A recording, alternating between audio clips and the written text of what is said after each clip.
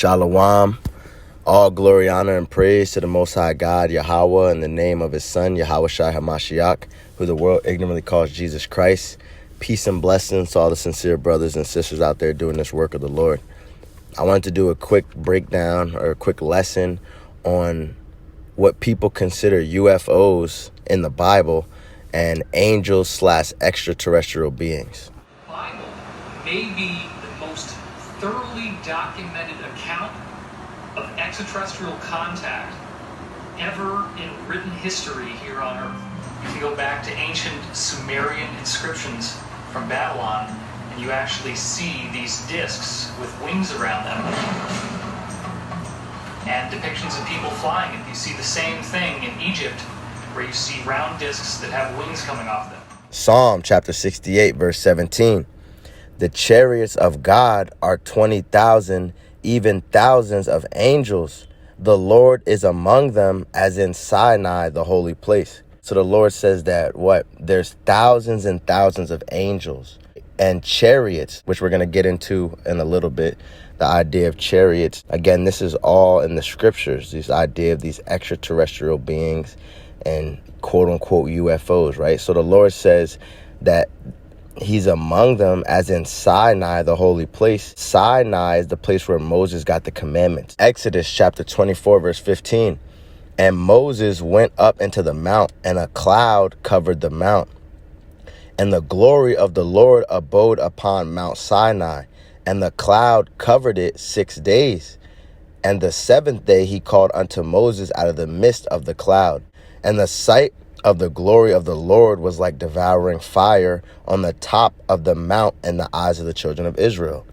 So the Lord says that he's among the angels, thousands of angels, right? Just like in Mount Sinai. So right here is describing what Moses had an encounter with. It said that a cloud covered the mount, right? So the cloud that is speaking of is a chariot of the Lord, which people consider these UFOs. That cloud is representing the chariots too. Whenever you see that in the scriptures, let's prove that. Psalm chapter 104, verse 3.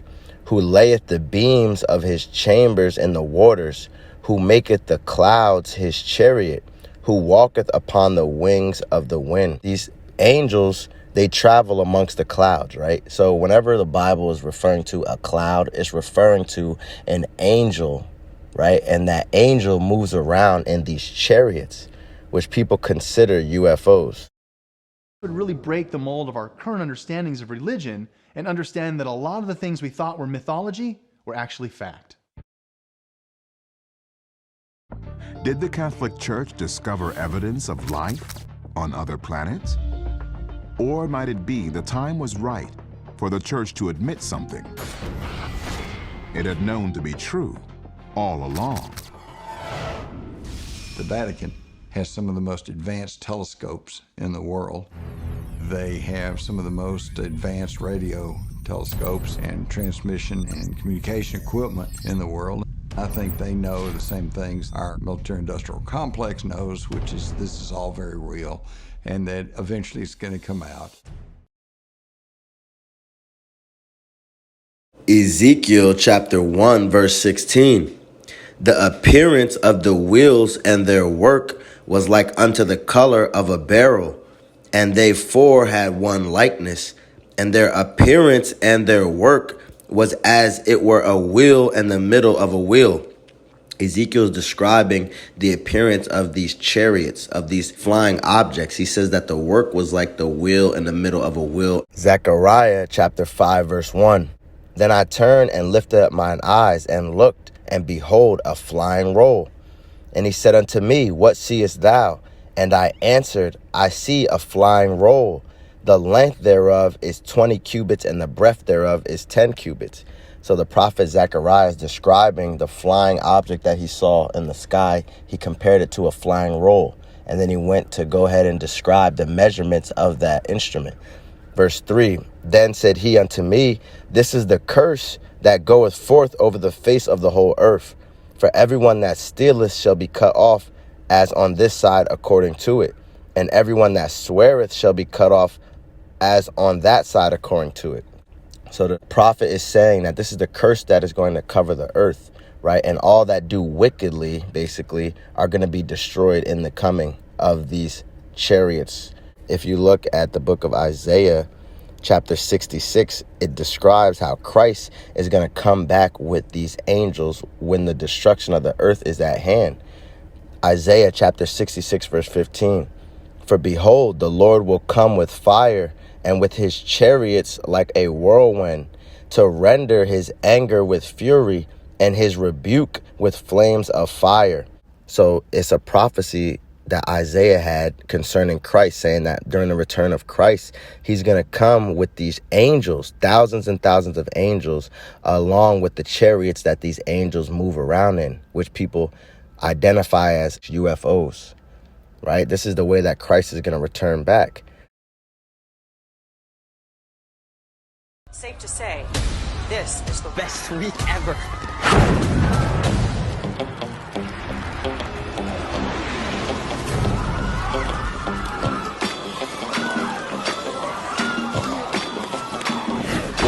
What are you doing?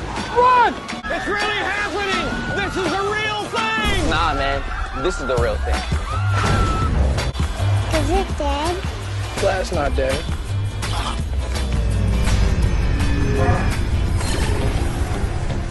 He's a lit! Hey, kid, where are you headed? You know it's the end of the world, right? The notion of a universe inhabited by alien creatures can be found just about everywhere in American popular culture, especially in movies, books, and on television. But as far as the mainstream is concerned, the idea that life on other planets not only exists, but has at any time made its way to our planet, is considered the stuff of science fiction. Vatican really admitting that the Earth's ancient religions might in fact have extraterrestrial origins? Even believers in ancient astronaut theory remain skeptical. The idea that the source of ancient religions might actually be interaction with extraterrestrials is not an idea that organized religion wants to promote. What's at stake for organized religion? Power and control. It's that simple. Ezekiel chapter 1, verse 4. And I looked, and behold, a whirlwind came out of the north, a great cloud, and a fire enfolding in itself, and a brightness was about it, and out of the midst thereof as the color of amber, out of the midst of fire. So now this is the prophet Ezekiel describing these chariots, what he saw, the angels coming down with the chariots, right? And it's saying it was a fire enfolding in itself with brightness, because why? Anyone who's had any sighting of an unidentified flying object, they see that it's very bright. So that's what that's describing, the brightness. Verse 5. Also out of the midst thereof came the likeness of four creatures, and this was their appearance. They had the likeness of a man. So now Ezekiel's saying that the creatures that came out of these quote-unquote chariots and or UFOs, they looked like men, as in they had the appearance of a man, the way that they stood, their mannerisms. And that's key, because when you go to the book of Genesis, that's what it's speaking of. If you look up the Strong's Concordance of when it's speaking about God creating the heavens and the earth, there's multiple layers of the word God and Lord in the Bible. So in Genesis chapter 1, verse 26, God said, let us make man in our image after our likeness. The God that it's referring to right there is the Elohim, which in the Paleo Hebrew is Alahayim, which are the angels. You know, that's why it says that let's make man in our image and our likeness. The same way that angels are described, these extraterrestrial beings, it has similar mannerisms and likeness of a human being, the way that it moves and operates. These guys right here, and they're all humanoids, so they both walk on two legs. They all walk on two legs. Like Draw a small gray. Small gray. Damn. Are these the aliens that you've seen? That is not gray. No, but Which ones did you see? Yeah, these right here, the small grade. They have a little They had a slippery mouth? How do they breathe? They have nostrils, but they don't. Do they breathe oxygen? Yes, they can breathe oxygen. Released documents and deathbed confessions from scientists involved in top-secret Nazi development paints a picture of a race to develop a supercraft, codenamed Die Glocke, or the Bell, which would have changed the face of history forever. In fact, the idea of the Nazis developing a flying saucer wasn't such a crazy idea at all. They had for years been at the cutting edge of aircraft design, with early prototypes for vertical takeoff jets and even fixed wing and stealth technology. German engineers were, and still are, among the very best in the world.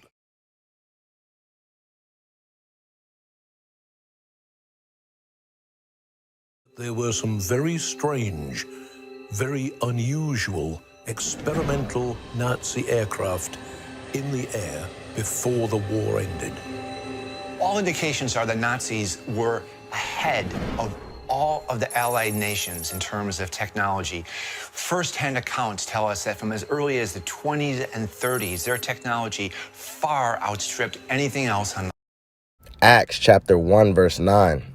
And when he had spoken these things, while they beheld, he was taken up, and a cloud received him out of their sight.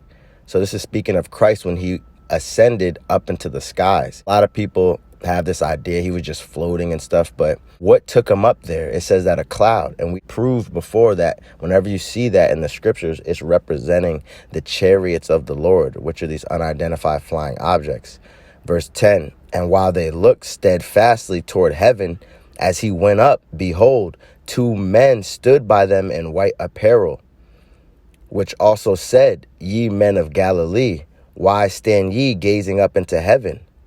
This same Yahushua, which is taken up from you into heaven, shall so come in like manner as ye have seen him go into heaven. So these men were staring up into the sky, and the angels were communicating with them and saying, why are y'all staring up into the sky like this, right? The same way that Christ ascended up into the skies, he's going to descend back onto the earth that same way. So he went up with these chariots, or these quote-unquote extraterrestrial beings. And that's the same way that he's going to return, because those extraterrestrial beings are the angels according to the scriptures. A lot of people think it's like you have somebody that dies and they become an angel. No, there's actual angels that are up there in the sky. They're going to be used in these end times to bring this judgment down onto the earth.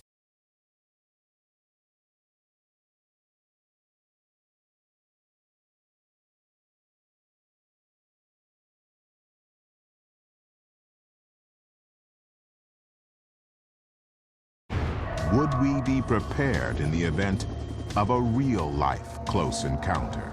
UFO activity has been going on for thousands of years, and we have been monitored and watched since the beginning of our civilization. The U.S. military and even the United Nations has stored away some contingency plans in the event that aliens should show up, you know, either benign or otherwise. There's a lot more scriptural evidence along with historical evidence proving the existence of these extraterrestrial beings, which the Bible describes as angels. I pray that the message went out well. Shalom.